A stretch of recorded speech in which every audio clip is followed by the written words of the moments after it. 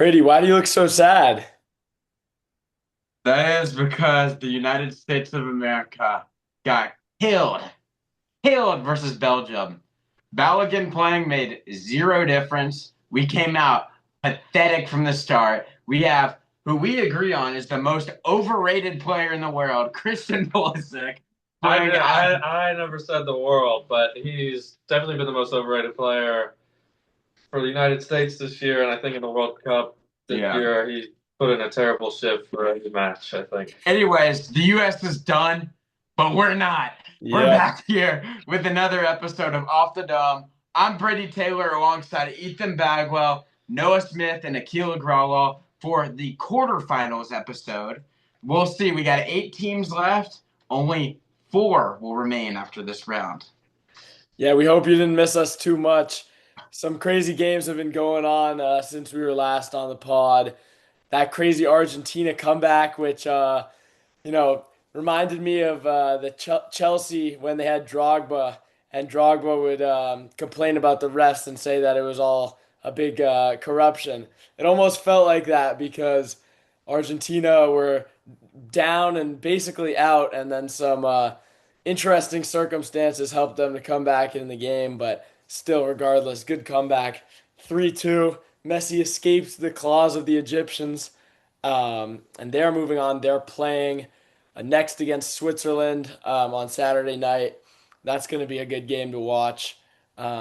Thankfully, Switzerland is a neutral country, so maybe they'll get some calls too.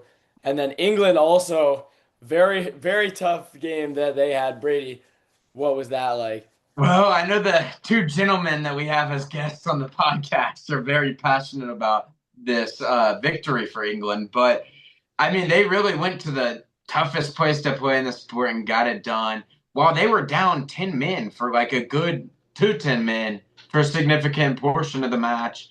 I mean, there were a few like the yellow card on Harry Kane probably wasn't a yellow card, so probably should have been a 3-1 final, but they just really were the better team. I mean, Jude Bellingham having those two goals like a minute apart was insane. That was a very impressive victory. Yeah, I think Mexico was trying their best to sound at least half as loud as JMA Wireless Dome. Which they somewhat got there, but Yeah. I would say JMA maybe a little bit harder of an environment to play in, but still England got the job done. Um, Akil and yeah, Ethan. how are you guys feeling about England's victory? What do you guys think? Well, going into the match, I wasn't very confident at all. I was listening to the media what they were saying about the altitude and the Mexico's record in the Azteca in the last 83 matches. Obviously, it turns out none of that was true. I think definitely that match is in contention for one of the best games in the tournament. I was struggling through the whole match. It was really stressful for me, especially after going down to 10 men. But I think after Terrell Kwanzaa was sent off, I think we put in the best defensive shift of the whole tournament so far. I was really impressed with the way we stayed composed and were able to nullify every attempt that Mexico had. There was a couple close chances almost that I thought Mexico might score from, but for the large part, I think England defended very well. I was pleased with the result at the end. Akil, you have Yeah, any insight? yeah, I got completely agree with you. So, yeah, it was what you call it, big blood pressure issue for me, I guess. I was in a Mexican restaurant watching this. It was very stressful area. But yeah, I completely agree with you. They played lights out defense. I will say though, I think it was a very big learning game. Where when I feel like whenever they got the ball, all they had to do is just keep playing, keep away. If you've ever played like the video game and you're up by like one, and there's like 10 minutes left in the in game, you just keep spamming A or spamming whatever X it is, and you just keep passing it around just like a little circle until your friend kind of just sits on your controller and just it kind of takes it away. But no, I really think that they did play a really good defensive game, but I think it also was a really big, just a big learning experience as well. Yeah. Unfortunately, because of timing issues, we weren't able to filmed this podcast before the France versus Morocco game, but um, some interesting things happening in that game. I believe it's currently 2-0. France has scored two pretty banger of goals. Mbappe and Dembele got two netted in there. Bono had a good save initially, but France, that front three is just lethal. They are easily the favorite in the tournament right now, and I thought Morocco was going to hold them to fewer than two goals, but you never really know with France because of how lethal they can be. It's Kylian Mbappe is on the bench. This match, it's not we're not at 90 yet, but it's practically over. Was you seen Bonu had a great save on the Mbappe pin in the first half, but just from the start it felt like Morocco was hanging on by a thread. They weren't really generating many chances, and I think their tournament is unfortunately going to come to an end. So that means Oh my we god. are switching our bandwagon to the team that just beat them. Vive la France! Wow. Wow. That's like switching from being an Alabama fan to being an Auburn fan. That's wild to see there. From Brady. Morocco does kind of remind me a little bit of Alabama, just in that, they always make a run to the a good place. They're always in contention, but they never really win. Too Uh, far, too far. but no, let's get into the games to start. And this one's pretty painful because this team was the one that ended the US's glory run. Um, we've got Spain versus Belgium. Really highly contested matchup. We've got some split opinions on this one. Brady, I'll go to you first. I mean, Lamine Yamal, he's a very young player, and he's kind of like the main guy for Spain. And I feel like this World Cup, yeah, he's been solid, but he hasn't really been like the player that he is for Barcelona. I think we need to see that from him at this stage of the tournament, like to ramp it up a little bit, because Romelu Lukaku has been playing insane. I mean, he played for what, like 15 minutes versus the U.S. and scored off of when Mr. 205 Chris Richards gave up the ball right away for him to score. But I mean, this Belgium team's playing good. I just don't think. I think this star power for Spain's going to wake up, even though they struggled versus a Portugal team that's being dragged down by Cristiano Ronaldo. But I think that they're going to wake up in this match. That's why I have Spain taking care of business. Ethan, what about you? Before the tournament on paper, Spain looked to be one of the best teams. I think a lot of people, myself included, would have chosen them to win the World Cup. However, since the tournament's begun, uh, they obviously drew to Cape Verde. They beat Saudi Arabia, but I don't think nobody would think that's impressive. Their only good performance, I think, was against Uruguay in the group stage, and then they barely scraped past Portugal in the last round. I don't think they're quite living up to the billing. And on the other hand, you've got Belgium, who before the tournament, everybody was saying most of their core players are pretty old. They're not as good as they used to be. I think they've been playing very well, especially against the USA, who I think played better than expectations until that match against Belgium, where I'll admit the USA had a pretty bad performance, but I don't think that takes anything away from Belgium. And I'm not sure that Spain is going to bring the energy that they need to beat Belgium. I have Belgium progressing into the next round, into the semifinal. Wow. All right, we got one Spain, one Belgium. Akil, where are you going? All right. Yeah, both points very, very true, very fair. I do think Spain will advance. Because I feel like Lukaku is way too inconsistent, and also De Bruyne. Yeah, sure, he's the greatest assister in the world, but like if he can only pass to like a guy who can't really finish as well as people. I mean, sure, he's had a decent run, but I feel like his sloppiness and unable to finish is going to catch up to him. Ethan, I know it's kind of like watching Rashford try to do anything on the field in terms of scoring. But yeah, no, I think also Spain. I think they have a very solid core as well. With a previous Ballon d'Or winner on there, Rodri. Lamine Yamal. I think he'll live up to his hype. Sure, I mean he's their only attacker, but he's still balling out of control. And also, I think Belgium. I think they're one of their main core players is their goalie. Sure, that's a big advantage, but at the same time, he's kind of getting up there, close to retirement as well. So I still think Spain will move along. Okay, fair enough. I'm gonna have to go a different route than you, Akil. I think Belgium is gonna get the job done. I saw a lot of good things versus the US, and the US are definitely not a team that is poor enough to lose 4-1 to, any old average Joe. Um, I feel like they did have a bad performance, and obviously Tim Ream needs to be wiped off of the face of the earth. But aside from that, I did see some good stuff from Belgium.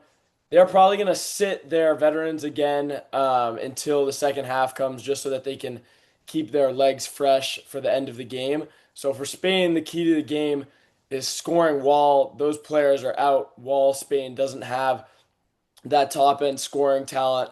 But I'm not sure if I trust Spain to do that. They haven't played that well offensively, especially against good teams. Uruguay was a fine win, but Uruguay ultimately got grouped. They were even with Cabo Verde, 0-0, which was ridiculous. So I don't think that Belgium will be as light of an opponent as a Cabo Verde or as a Saudi Arabia or as a Uruguay or those teams that Spain has faced. And I also think that they're a better team than Portugal as of now. I mean, once they get that old anchor out of their lineup in Cristiano Ronaldo, they'll probably be better. He's basically a deadweight to them. But I think Belgium is so dynamic. I think they have talent all across the board. We saw that against the U.S. Definitely, they came off to a slow start, but they're definitely picking it up now. And Yamal has also been, pretty inactive in this tournament. All the hype around him was he's going to be one of the best players in the world. And I mean, I've heard his name maybe once this whole tournament. He has one goal, hasn't really made much of an impact. Unai Simon has been playing great, Spain's goalkeeper, not many goals allowed, but I still think Belgium will get it done. I'm predicting 2-1, close game, good finish, but Belgium gets it done. Tim Ream, we don't mean to slander. We'd still love to have you as a guest on the podcast. So come on, you're always welcome. Just reach out to us off the dome, and you have a spot here. Yeah, don't worry. Tim Ream won't catch the heat. He couldn't even catch the ball that was going directly at him, which eventually went into the goal. Um, so next we don't have to worry next about that. But yeah, we'll have you on the pod if you are listening by any chance. next Uh, summer he won't have a job, so he'll have plenty of time to come onto the podcast. Yeah, when you're managing an Arby's next year, you can pull up to the Off the Dome podcast to get some publicity. Well, two teams that wouldn't use Tim Ream in their lineups, Norway and England.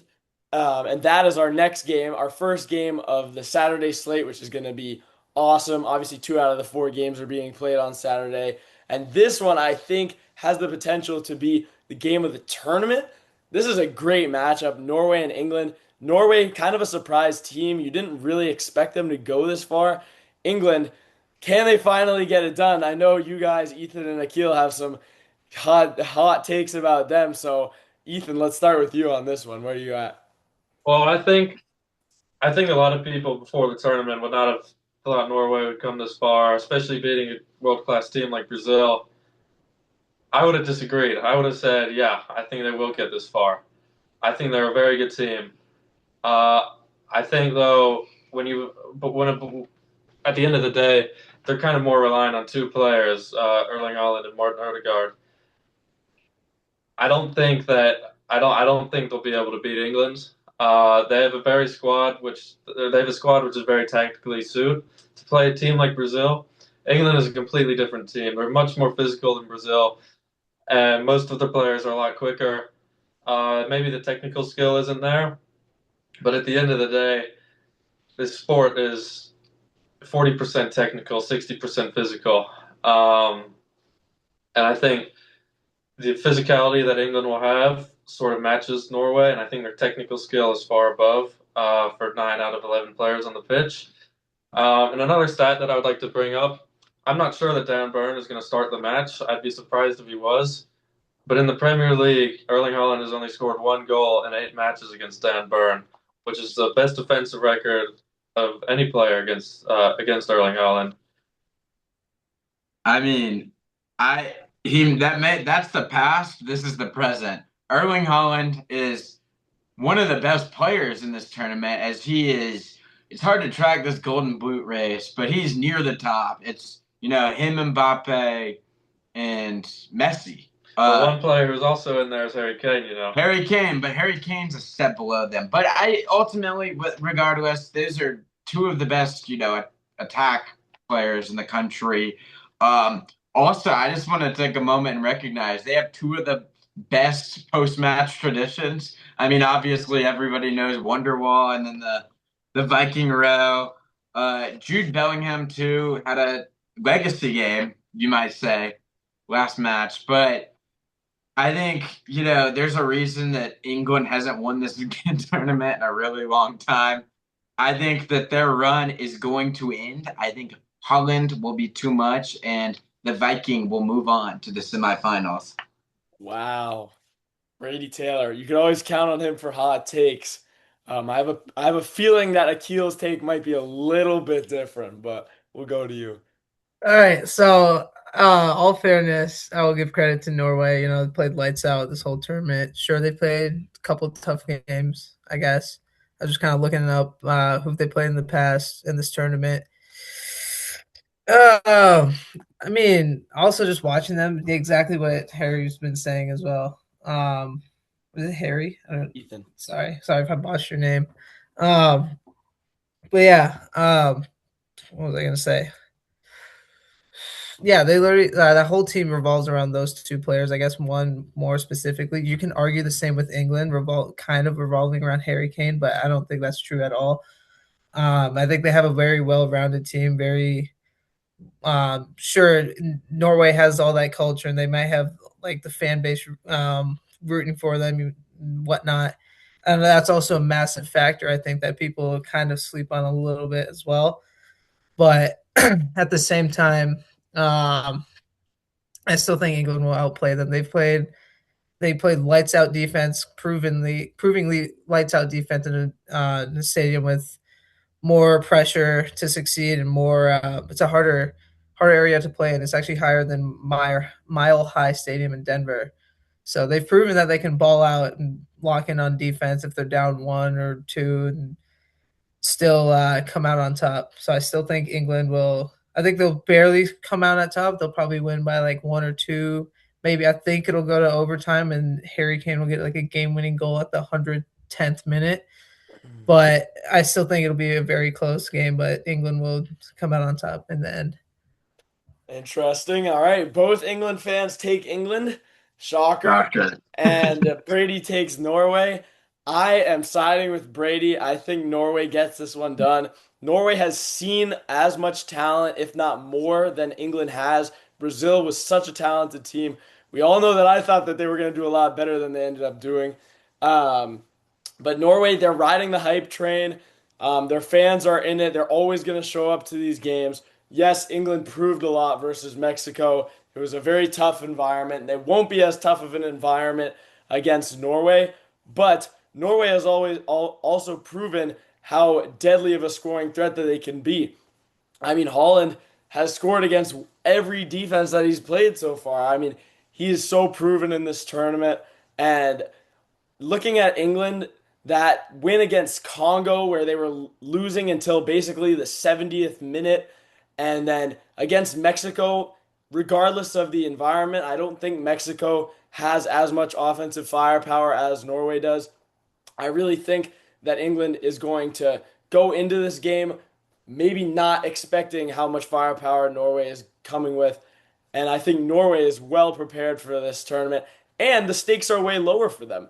Norway has no pressure to win this. This is their first time being in the tournament in however many years. For England, 60 years of tragedy and despair ride on this one team. I think that's way too much pressure, especially for a team that's going against probably the best poacher, one of the best goal scorers in all of world football. And so, for those reasons, I feel obliged to take Norway, but I think this is going to be a banger game. Like, these are two of probably my favorite teams in the tournament. Now that, Netherlands, Brazil, my sweethearts are gone, but this is going to be a banger of a game. Super excited for that.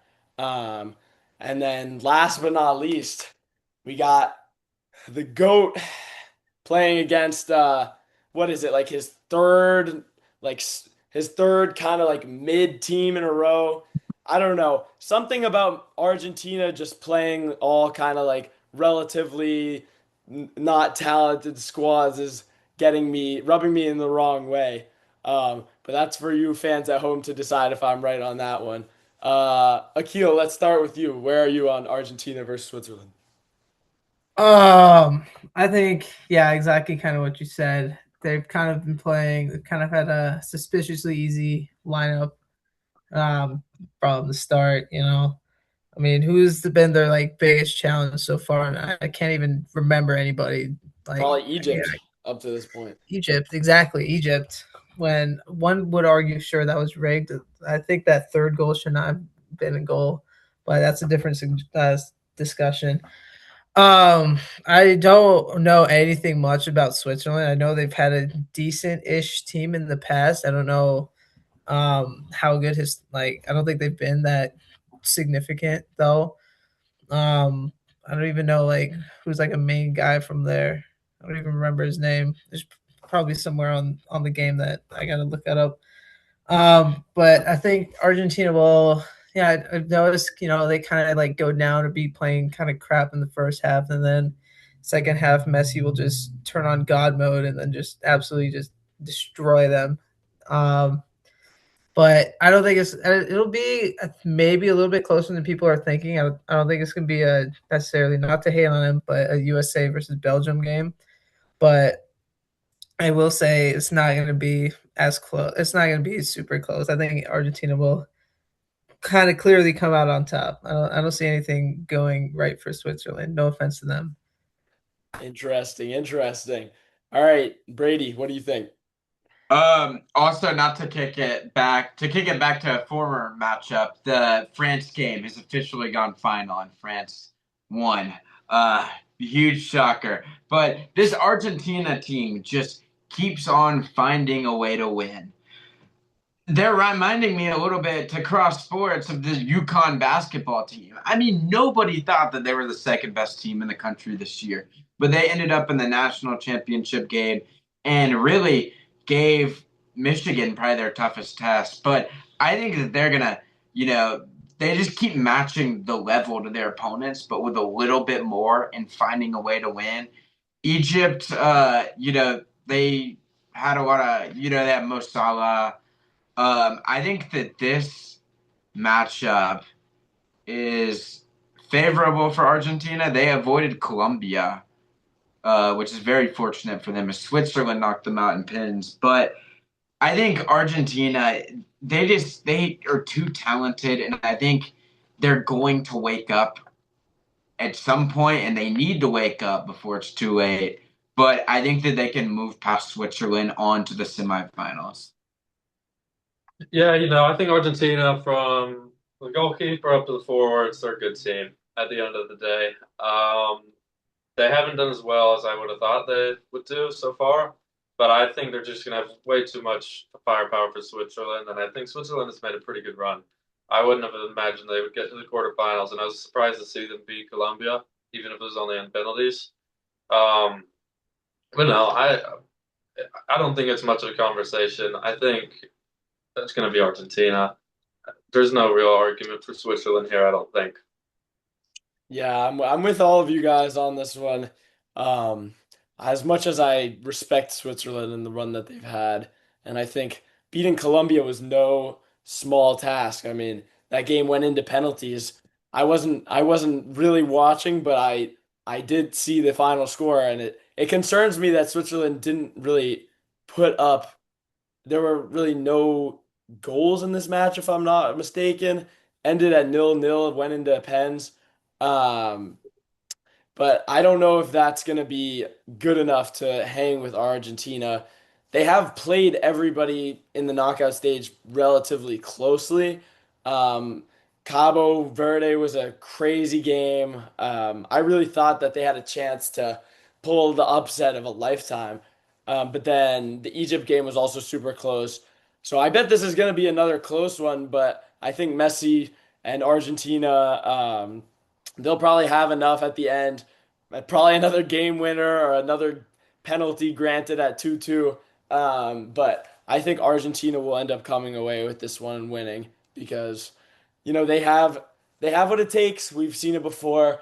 Question is when they run into, England, Norway, France, um, any of those sides, will they be able to keep doing just enough to win, or are they going to get exposed for their, you know, lackluster play so far, let's say. Um, but speaking of Messi, I do have a surprise question this week. It reminded me when I was watching the France-Morocco game earlier and Mbappe scored, they pulled up the Golden Boot tracker, and it's him, Messi, Holland, all at the top. Obviously, Harry Kane's in that mix too. So I'm wondering, who do you guys think is going to end up being the one who wins the Golden Boot, and who do you guys think is going to win the Golden Ball, which goes to the tournament's best player? And I'll start with Akil. All right. Let's see. Let me pull up some Google stuff real quick. Okay. So if I'm not mistaken, Golden Boot is for goals, and the Golden Yep. Ball is just for overall performance, correct? Yep. All right. So goals, let's see. If Norway does end up beating England, which first I'm going to be absolutely heartbroken over, but second, I think Holland will come out on top and get that get that boot. I think this might hit a little bit more home to Brady. He reminds me a lot of Ovi. If you've kind of watched him, kind of taking it a little bit slowly and waiting till like the right time just pound the ball in, or I guess Ovi's case the puck in. But yeah, then I think he would take if they end up beating England. I think he would take home the boot. Ball wise, I think Messi, no doubt. I think he's just been the overall best player in this whole tournament. Like not only does he have goals, he has the assist and also the skill and everything else to back it up as well. I would sure one may argue Mbappe and one may argue Holland, but are they doing as much extra as Messi is doing? That's just my only argument. Fair enough. Brady, what are your thoughts? So see, the thing about the Golden Boot tracking it is it's so much like it's not necessarily because there could be a player that's like much better, but his team gets eliminated round one. So I think ultimately it's going to be somebody in the final, and I still think we're going to have an Argentina versus France final. Um, Messi, I believe, is ahead right now, and he's still a game behind. So, for that reasoning, I think I'm gonna take Messi, and Golden Ball. I'm gonna go with the Cabo Verde goalie. But nah, I think it's gonna be. I don't want to be too basic, but I really, if he gets the Golden Boot, I can't see somebody else winning it to be fair, because I feel like he's just played so great this tournament. And especially if Argentina wins, I mean, he's by far their best player. Ethan? Yeah, I think the Golden Boot is almost certainly going to go to Mbappe.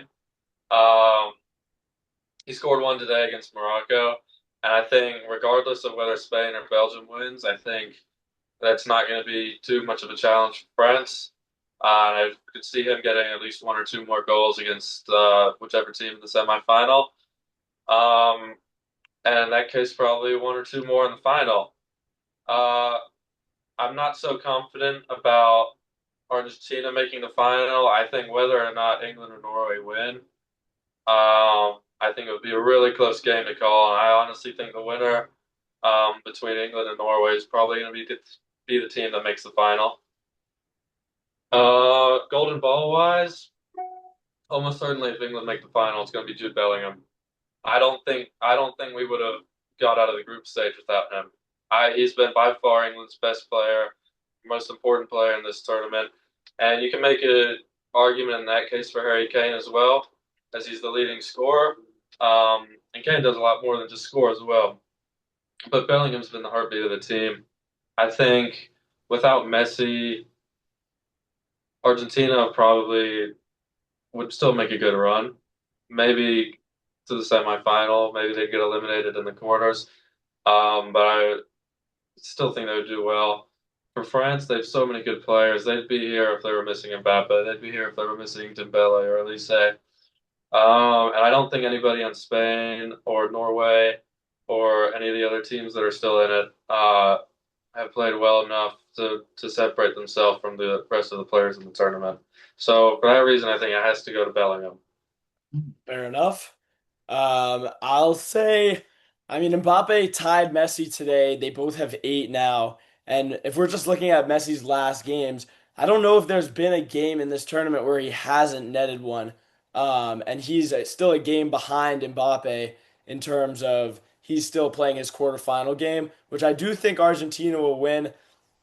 It depends what happens in the semifinals, really, and in the finals ultimately.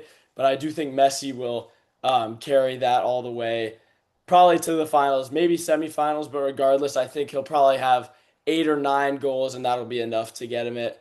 And then in terms of the Golden Ball, just because I now think France is my favorite to win the whole thing, I think Mbappe, because he's the leader of the team, he's scored so many goals, and it feels like he scores almost every game.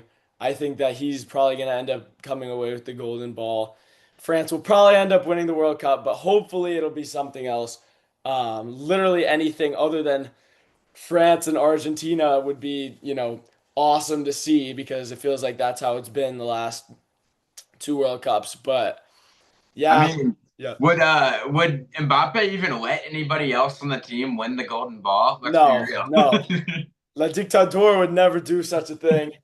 um, because he rules over FIFA. But for some reason, he's still rigging the games for Messi. So that's a whole other conversation.